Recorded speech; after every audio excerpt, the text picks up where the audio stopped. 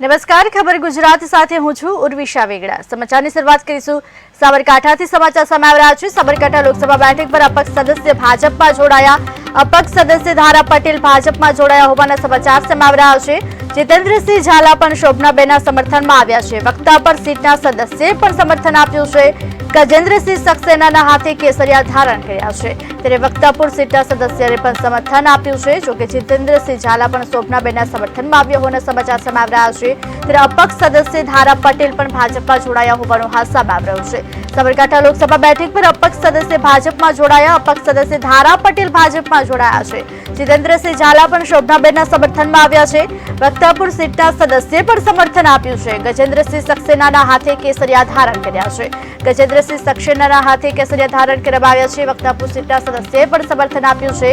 જોકે જીતેન્દ્રસિંહ ઝાલા પણ શોભનાબેનના સમર્થનમાં આવ્યા છે, ત્યારે અપક્ષ સદસ્ય ધારા પટેલ ભાજપમાં જોડાયા છે। જોકે હાલ સાબરકાંઠા લોકસભા બેઠક પર અપક્ષ સદસ્ય ભાજપમાં જોડાયા। અપક્ષ સદસ્ય ધારા પટેલ ભાજપમાં જોડાયા છે।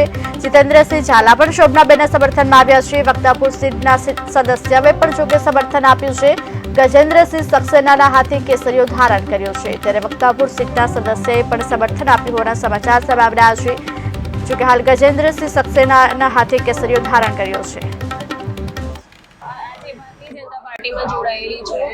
મોદી સાહેબના ઘણા બધા જે વિકાસના કાર્યો છે એમને જોઈને, જેમ કે આ કાશ્મીરમાં 307 તો એમને એ કર્યું, બરાબર। પછી અત્યારે હાલ રામજી મંદિરનું એ સ્થાપિત કર્યું। એવા ઘણા બધા વિકાસના કાર્યો છે, એ જોઈને હું એમને